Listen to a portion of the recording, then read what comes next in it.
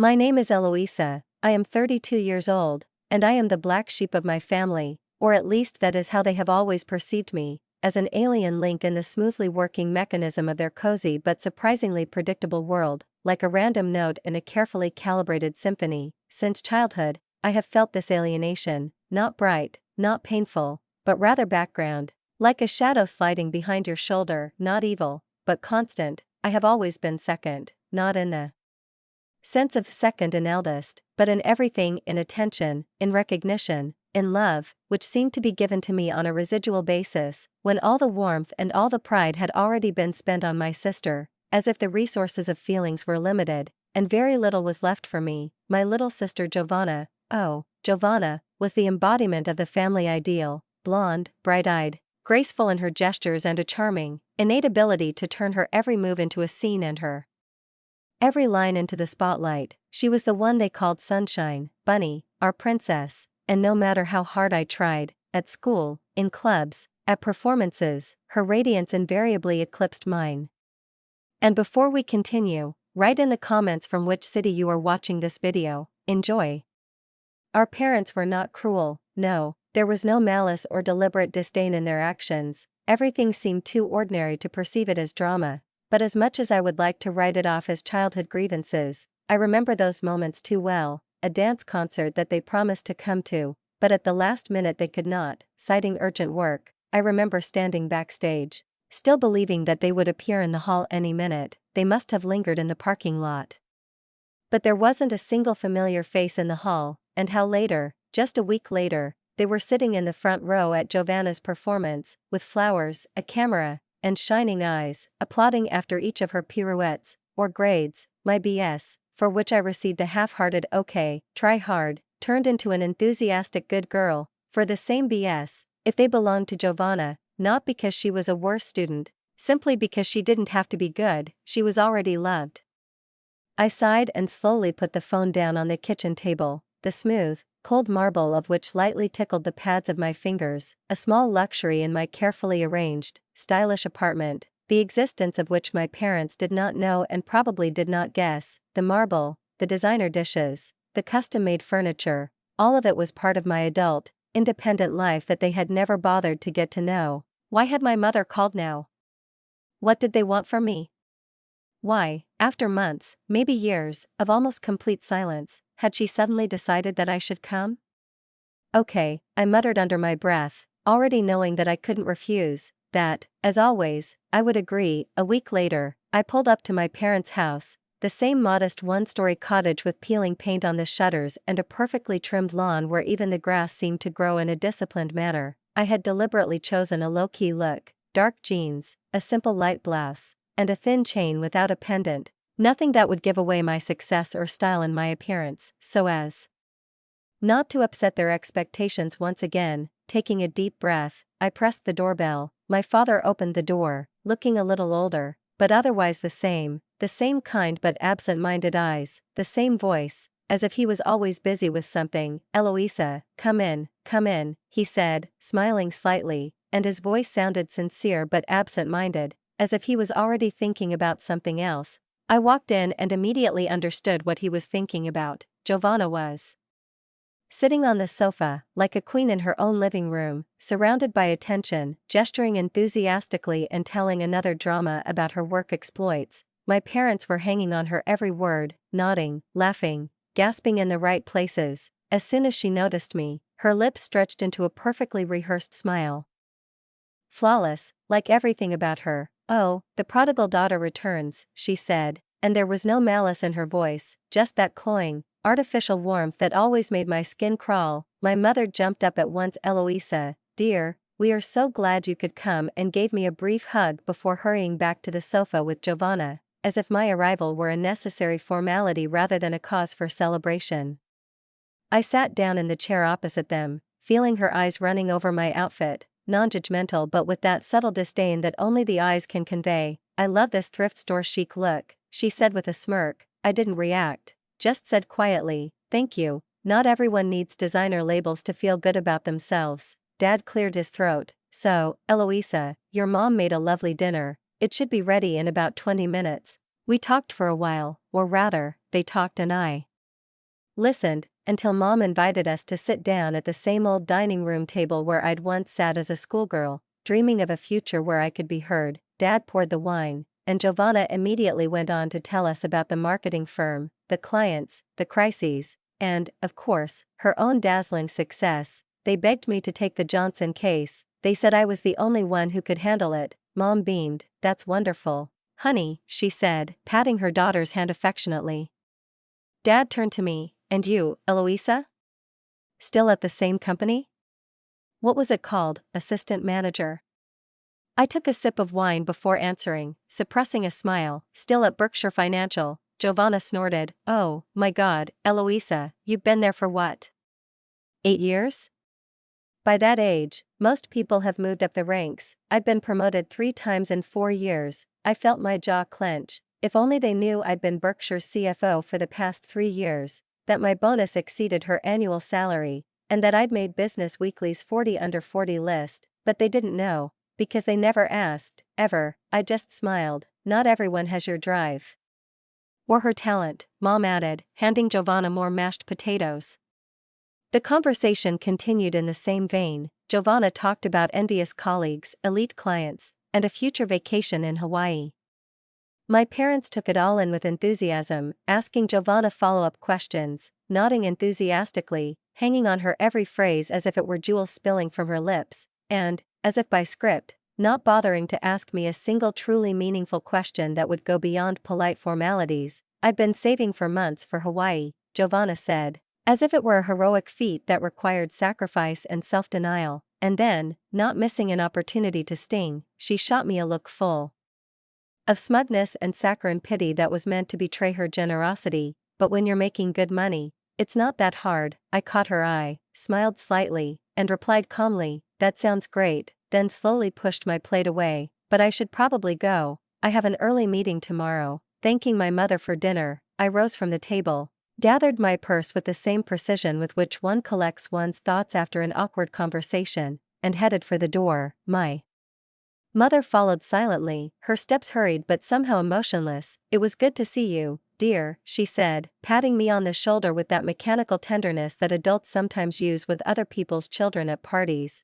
Behind her, at the table, Giovanna and my father were already discussing who would pick up Aunt Carol from the airport, as if I had not been there.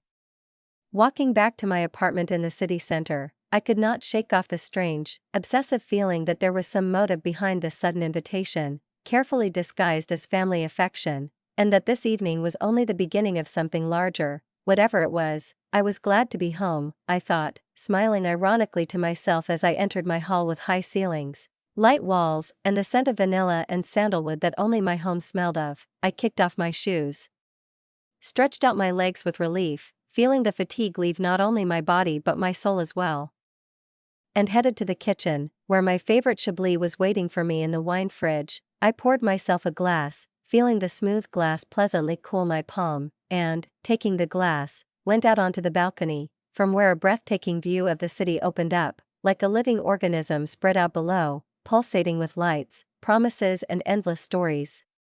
I had just settled into my chair, reaching for a blanket, when my phone vibrated. A message from Giovanna. I hope you're not too upset about your pathetic life, sis. I guess not everyone is cut out for success, but don't worry, I'll send you a postcard from Hawaii. I stared at the screen, not immediately sure what I was feeling, anger, resentment, or just amazement, and then, to my surprise, I laughed, not bitterly, not annoyed, but genuinely, sincerely, almost cheerfully, as if someone had told me an absurd joke. If only she knew, if only she could guess that every month I approved budgets comparable to her company's turnover, that I was awarded bonuses under the flashes of cameras, and that I was respected, feared, and invited to boards of directors where her name would not have passed even the preliminary selection. I closed the message without replying and took another sip of wine, savoring its mineral freshness as night slowly descended over the city, enveloping it in a transparent curtain of light, glass, and street rustling. I didn't always have such a strange relationship with my family. Sometimes I find myself longing for those early,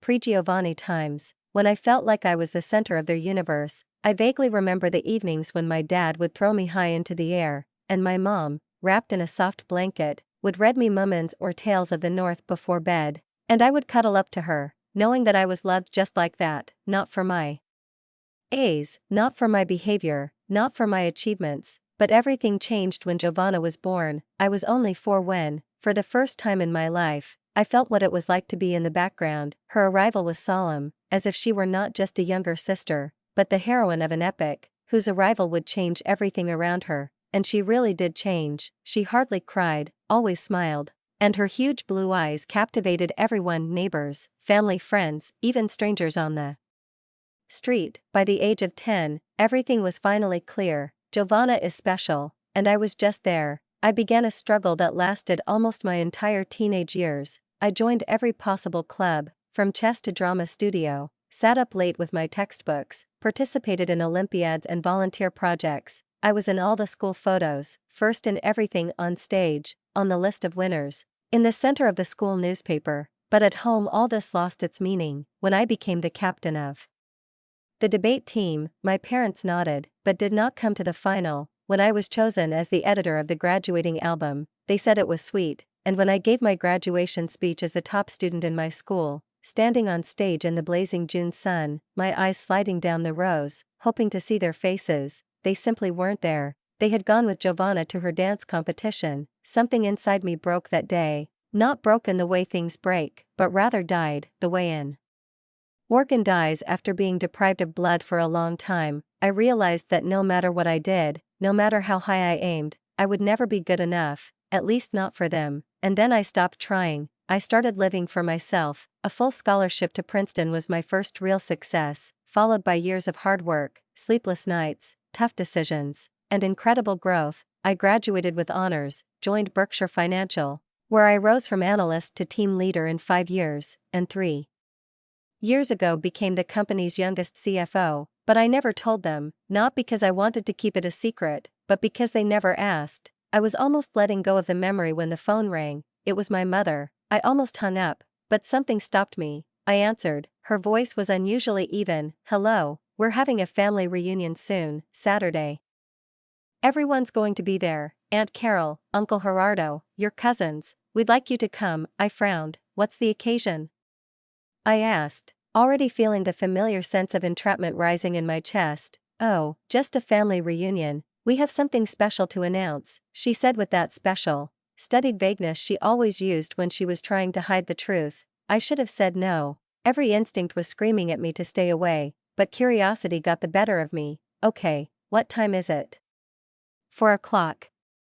And so I stood in the dressing room, angry, seething, as if water was bubbling inside me. Angry not at her, not at them, but at the fact that I was again going where I was not expected. I chose a simple black dress from Chanel, modest, obvious only to a subtle eye, with an impeccable cut and expensive fabric. To the untrained eye, the dress might have seemed modest, almost invisible amid the bustle of the holiday, but in every line, in the curve of the seams and the soft sheen of the fabric, there was that subtle sense of dignity and strength that did not require loud declarations. Like myself, when I pulled up to my parents' house, cars lined up along the driveway, as if before a reception for a respected diplomat. Aunt Carol's old sedan, Uncle Gerardo's slightly dusty truck, Cousin Martha's clumsy minivan, each car, like a piece of a mosaic, added its own to the already familiar, but still repulsive landscape. Taking a deep breath, as if preparing myself before going on stage, I headed for the front door, realizing that behind it was another act of a long memorized play, in which, as always, I was not assigned the leading role. Eloisa! Aunt Carol exclaimed, almost choking with excitement, and hugged me tightly, squeezing my shoulders as if trying to feel in them something that had long since escaped her memories. Years have passed. Look how grown up you are and so sensible. I forced a smile, the same polite and even one that I had learned to wear like a mask back in school. I'm glad to see you, too, Aunt Carol, I replied, allowing myself a fleeting weakness and leaning for a second on her sincere, if not entirely accurate, affection. The next 15 minutes passed in a whirlwind of small talk, the obligatory retellings of illnesses, promotions, children and repairs among people whom I barely remembered, but who looked at me as if I were a random variable in an equation where the answer was always predictable. Giovanna. And all this time, on the periphery of my attention, my parents and Giovanna stood apart, a huddled group in a corner of the living room, whispering something. occasionally glancing in my direction, as if checking to see if I could hear. Whatever the announcement was, it clearly worried them, and the tension in the air suggested that its significance must be much more than just a family gathering. Finally, my mother called everyone to the table, and I, as in childhood, took a place not in the center, but to the side, where I could observe, listen, without attracting unnecessary attention. The dining table was extended to its maximum to accommodate almost 15 people, and around it gathered all those relatives who for years had existed somewhere in the background, but had never taken an interest in my life. When everyone was finally seated, and their plates were filled with home-cooked food, familiar aromas from childhood, but always slightly anxious, Mom stood up, tapped her glass with a spoon, and her voice, not loud but firm, silenced everyone. "We've gathered you all here for a special occasion," she began, beaming with that special, demonstrative expression of pride I remembered from childhood. "Giovanna has some wonderful news." Everyone turned to look at her. Giovanna stood up, cleared her throat dramatically, and, as if enjoying the attention, announced, 2 weeks ago, I bought my own apartment in Westridge Heights." The room erupted in applause, the table buzzed with approval, and I took a sip of water, remaining outwardly calm, although inside everything was clenching, not from envy, no, but from how familiar it was. Westridge Heights was indeed a nice neighborhood, not the most exclusive, but decent. "It's a gorgeous 2-bedroom, Giovanna went on, savoring every word with relish. "Mom and Dad helped with the down payment, of course." She blew them a kiss, which they returned with beaming smiles, as if the gesture sealed their union. "Exclusive and undeniable." "When's the housewarming party?" someone called out. "Brian, I think." Giovanna shrugged, as if puzzled. "Oh, I haven't decided yet, still doing everything perfectly." I smiled to myself. Well done. It was an accomplishment, no doubt, even if she needed her parents' help. But Mom suddenly turned to me, her voice, until then gentle, suddenly louder, clearer, almost assertive. "Eloisa, you haven't congratulated your sister yet." All eyes turned to me. Giovanna giggled, not trying to hide her triumphant expression. "She's probably just jealous. Not everyone can afford real estate in this market." My parents exchanged knowing glances, as if I'd just confirmed their inner suspicions. Then my mother, no longer hiding her sarcasm, said so that everyone could hear, "Well, Eloise won't be able to repeat that achievement for a long time. Real estate is for those who have a real career."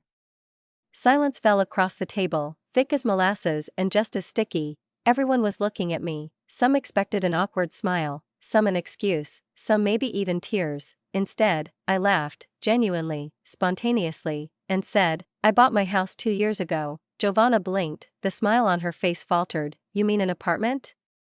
Or a townhouse?" she asked, less confidently. I took a bite of my fish, chewed it carefully, and then answered slowly, "No, it's an apartment, 4 bedrooms, corner, with a wraparound terrace at Lakeside Tower." There were murmurs around the table, then gasps. Lakeside Tower was the address everyone dreamed of, but never dared to say out loud. "The most prestigious, the most inaccessible." "That's impossible," Giovanna muttered, looking at me with bewildered alarm. "You're middle management. You can't even afford a closet at Lakeside." I dabbed my lips with a napkin and, looking my father straight in the eye, said calmly, "I've been the CFO at Berkshire for 3 years, my salary and bonus are quite reasonable." The fork my father was holding clattered onto his plate. "CFO," he repeated, as if it were a different language. "Why didn't you tell us?"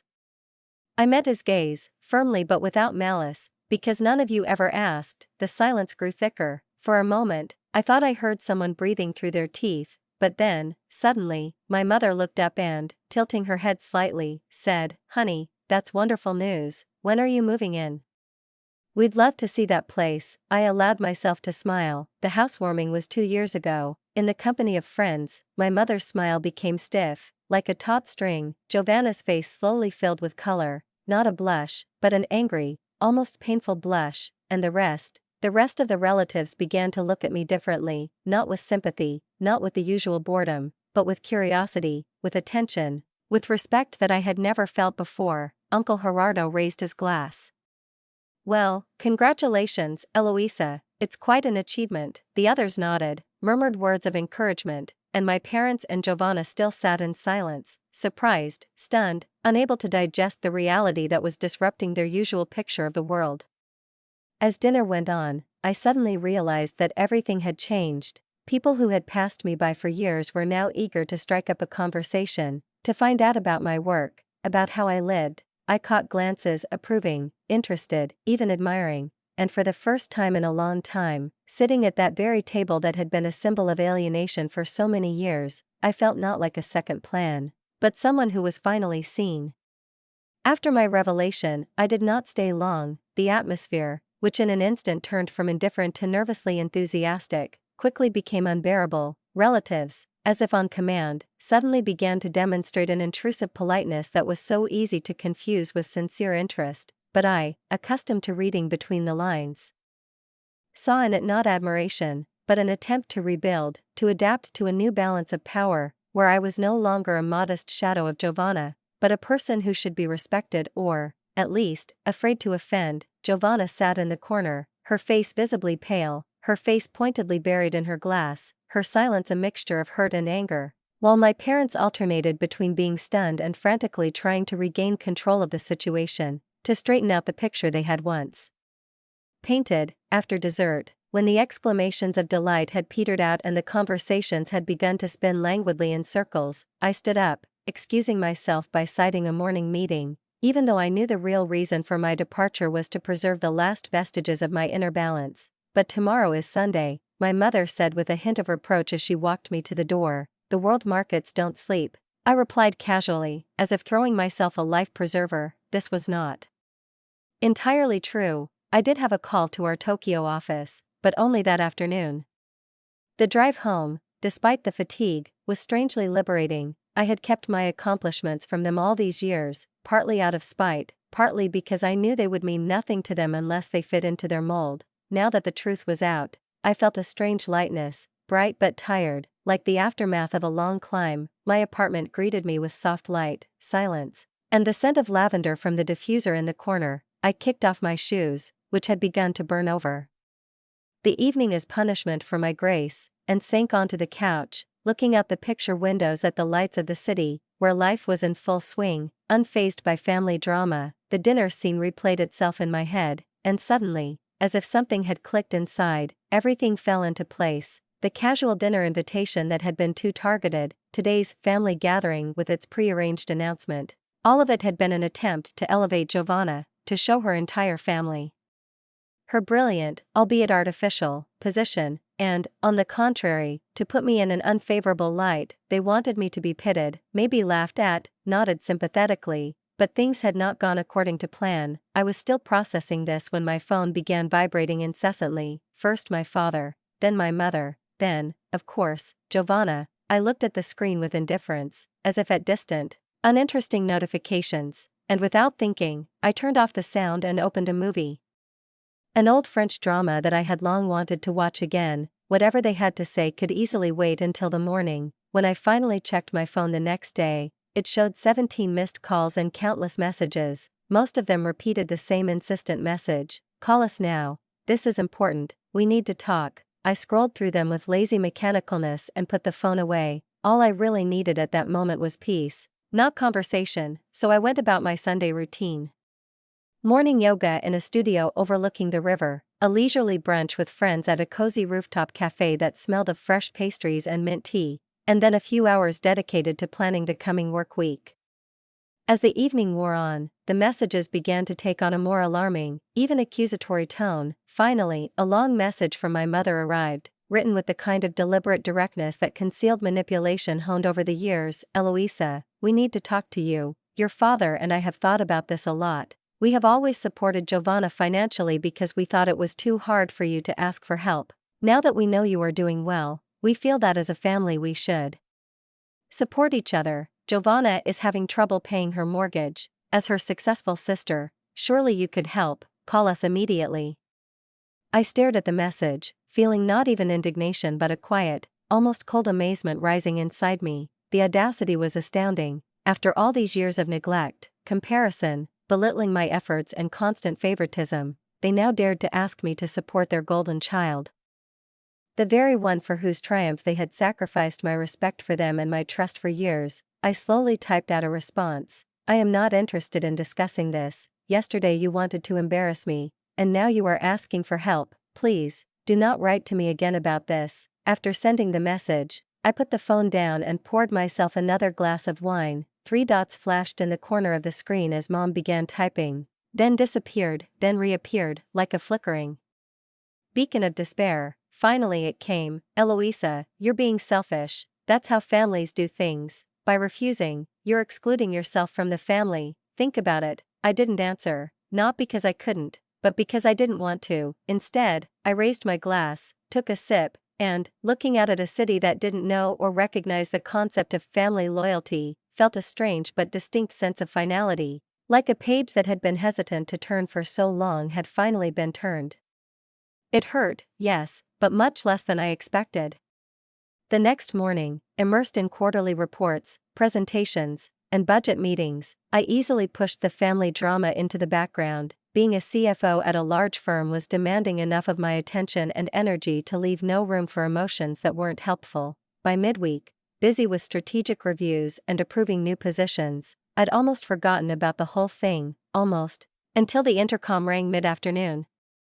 Miss Williams, my assistant's voice was cautious but insistent. There are 2 people in the reception area who insist on seeing you. They say they're your parents. I froze, my hand hovering over the keyboard, my fingers shaking slightly. Tell them I'm in a meeting, I said, trying to maintain control. They said they'd wait as long as it takes, she said. I closed my eyes and exhaled slowly. Give me 5 minutes, then send them away. I quickly tidied up my desk, mechanically arranging the papers in neat piles, straightened my jacket, and ran my palm over the smooth fabric, as if hoping to use it to feel the inner stability that was beginning to leave me. When the door opened and my parents walked into my spacious office with panoramic windows offering a breathtaking view of the city's business center, I caught in their eyes the moment when the realization of the scale of my success truly hit them. The awestruck confusion in my father's eyes, the surprise that flashed across my mother's face, which she immediately tried to hide behind tortured determination. A good place, my father finally said, looking around at the awards, certificates, diplomas, and photographs on my sideboard, where, among other things, hung the very frame from the magazine that had placed me on the 40 under 40 list. Thank you,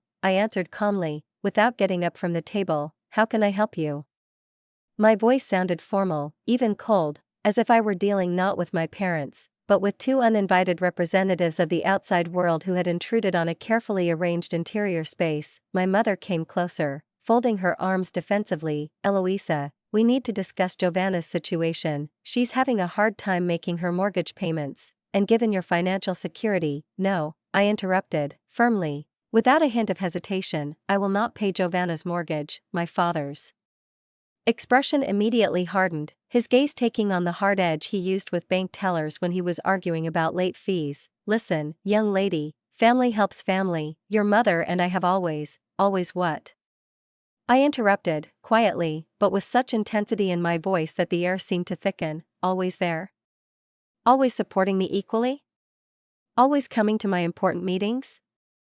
They exchanged a quick, awkward glance, full of mutual reproach. That's different, Mom finally said, looking down. Giovanna needed more attention, she was more sensitive, and now, she needs more money, and suddenly I'm family again. I shook my head, feeling all the bitterness of those years standing on the stage, peering into the empty rows, hoping they would appear at any moment. You didn't consider me family when you missed my graduation.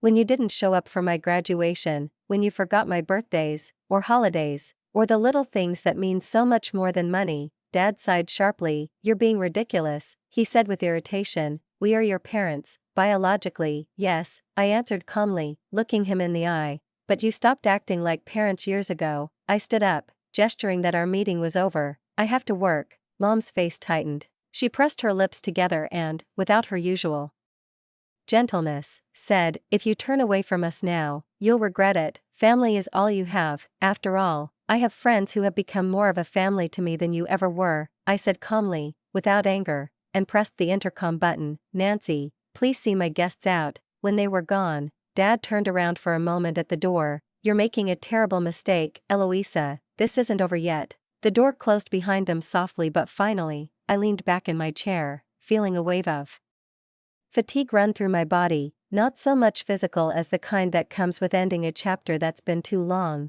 Part of me wanted to cry, but another, stronger part felt relieved, as if I'd finally erased a toxic variable from my life that was making it hard to breathe. I threw myself into work, projects, analytical sessions, reports, and strategic discussions. I extended my workdays, volunteered for additional tasks, and if my colleagues noticed, they were professional enough not to ask unnecessary questions. I declined invitations to evening meetings, weekend brunches, preferring the solitude of my cozy apartment, interrupted only by occasional jogs along the embankment, when I, letting go of my thoughts, regained control of my inner world. And so it was that almost 4 weeks passed before my phone reminded me of itself again. The number was unfamiliar, and after a moment of thought, I answered. "Hello?" I said carefully. "Eloise, it's Aunt Carol," came a familiar voice on the other end. I relaxed a little. Out of all the relatives, Aunt Carol had always been the most neutral, the least judgmental, even though we'd never been particularly close. "Hi, Aunt Carol, what's up?" "I thought you should know what's going on," she said, lowering her voice, as if she were afraid someone might overhear. "Your parents, they've been telling everyone what a terrible person you are, that you refuse to help your sister even though you're doing well, that they're struggling to pay her mortgage now." I laughed dryly. "Let me guess, Mom's been picking up extra shifts again, and Dad's working weekends?" "Exactly, how do you know?" "Because that's exactly the kind of story they want. Poor, hardworking parents sacrificing everything for a daughter who can barely make ends meet, while her rich, selfish sister lives in luxury and refuses to help." There was a pause on the other end of the line. "So is that true?" Aunt Carol finally asked. "You really don't help them?" "Yes, I do," I said, continuing to pace the living room. "I don't pay my sister's mortgage. May I ask why?" I sighed. "Do you remember my graduation?" "Of course, you won an award. Your speech was amazing. My parents weren't there. They went to Giovanna's dance competition. They didn't come to my college graduation, or my first promotion, or my second. They didn't even know I was the CFO until I told them at a family dinner. I'd been a shadow to them all these years. They treated me like I was invisible, unless they needed someone to compare Giovanna to emphasize how special she was. And now that I've achieved something, they suddenly decided that my life should be the source of solutions to their problems." I fell silent, my throat tightened, not from pain, but from the endless fatigue that comes with having to explain the obvious. Now they're only interested in my life because they think I can be useful. For a moment, there was silence on the phone, so thick and heavy that it took me a moment to realize that Aunt Carol wasn't breathing into the phone, wasn't saying a word, as if she herself didn't quite believe what she'd just heard. Then, almost in a whisper, she said, "I knew Giovanna always got more attention. But I didn't think it was that bad." There was no doubt or judgment in her voice, just a tired, human regret, as if someone who had ignored the signals for years was finally seeing the full picture. "I just thought you should know what they were saying about you," she added after a pause, and I felt gratitude well up in my chest. "Thank you, Aunt Carol, I really appreciate it," I said, and hung up and headed for the balcony to get a breath of air and look out at the illuminated city that stretched out below me like a giant field of possibility, where no one cared how many times you'd been forgotten by your own family. Was it callousness, my reluctance to engage, my complacency in the face of it all? Perhaps, but years of systematic neglect disguised as parental care had taught me one thing: protecting yourself wasn't selfishness, it was a form of survival. They had made their choice many years ago, each time choosing Giovanna, each time justifying it with her fragility, her neediness, her specialness. Now it was time for them to live with the consequences of their choice, like the adults, responsible people they had always pretended to be. The next morning, waking up with a surprising feeling of lightness, I made the decision that had been brewing somewhere inside for a long time. I opened my laptop, logged into my traveler profile and booked a 3-week holiday in Europe, a trip that I had been postponing for years, finding reasons to stay: work, responsibilities, guilt. Paris, Rome, Barcelona, cities where history and life intertwine in every step, where you can dissolve in noise, tastes, colors, in unfamiliar streets, where no one reminds you who you are supposed to be.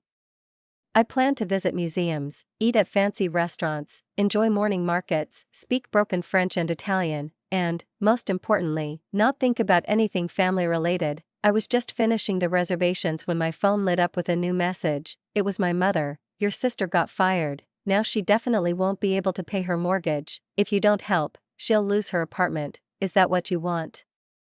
I stared at the screen, shaking my head at the brazen manipulation masquerading as concern. I answered without hesitation, "I want you all to learn to solve your problems on your own, like adults. I'm going on vacation for 3 weeks, please don't text me anymore." And before my mother could respond, I blocked her number, then my father's, then Giovanna's. It was a radical step, no doubt, but an absolutely necessary one. I could no longer afford to fall into their vortex of guilt, drama, and endless emotional blackmail that presented itself as caring. I wanted to live my life, for real. The day before my flight, I met with Lucia, my closest friend, who had been with me through all the stages of growing up, from college dorms to the first stresses of work, from late-night tearful calls to joint plans for the future. We were sitting in a cozy bistro chair, at our usual table by the window. "So you really cut them off?" she asked, as the waitress brought us iced tea and a plate of hummus and pita. "I already did that," I replied, carefully straightening the napkin in my lap. "I blocked their numbers and told security not to let them come to my place of work anymore." She shook her head thoughtfully. "Are you okay with that? They are your family, after all." I looked out the window. People were rushing about their business outside, unaware that a small act of liberation was taking place at a table in the back. "But is it?" I asked. "Family is more than just biology. It's support, it's love, it's joy in your accomplishments, it's participation when it matters." They never did that, never. The next day, as I boarded the plane, I felt lighter than I had in years. The seat next to me was empty, a small luxury, a sign that I was flying to a place where I didn't have to explain to anyone why I chose myself. I settled in, opened my book, and prepared for takeoff. As the flight attendants were closing the doors, my phone blinked with a notification of a new email. The address was unfamiliar, but the subject line read, "From Dad." I hesitated, but then clicked it. "Eloisa, your mother and I are disappointed in your childish behavior. You block our numbers, refuse to discuss family matters. This is not how we raised you. Giovanna is struggling, and as her sister, you owe her a helping hand. We spent our entire retirement savings to cover her mortgage this month. Is this really the daughter we raised? A selfish woman who puts relaxation and luxury above the needs of her family. Think about your actions while you're swanning around Europe." I read the rest of the email and immediately deleted it without replying. Then I switched my phone to airplane mode. The engines roared, and soon we were above the clouds. The city below me grew smaller and smaller, until it became a tiny dot, and then disappeared altogether. For 3 weeks I was free. I immersed myself in art and architecture, in long walks at dawn along the banks of the Seine, in the aroma of freshly brewed coffee on the stone streets of Trastevere, in the shimmer of the Barcelona sea in the evening sun. I laughed with waiters, asked strangers for directions, sat on the steps of museums and ate a hot baguette. Looking at passers-by, I took hundreds of photos, but I didn't post a single one on social media. These moments were just for me. On my last evening in Rome, sitting in a small cafe, I suddenly realized that I was no longer angry. The resentment that burned inside me retreated. All that remained was a light, tired ache, like after a long journey. But I knew, it no longer controls me. My parents and Giovanna made their choice, I made mine, and we all live with the consequences. When I returned home, tanned, rested, feeling like I'd shed an old, dusty skin, my apartment greeted me like a sanctuary. There was a stack of mail on the kitchen table, bills, magazines, a postcard from Lucia, who was away at a conference in Seattle, not a single letter from family. I unpacked, ordered sushi, and sat on the balcony with a glass of wine, watching the evening lights fill the city. I was free, not just financially, but more importantly, emotionally. The path ahead was mine. I got to decide where to go. I raised my glass to the night sky and, with a small, genuine smile, whispered, "Let's move forward." Leave a comment on what you thought of this story, and don't forget to subscribe and like it. See you soon.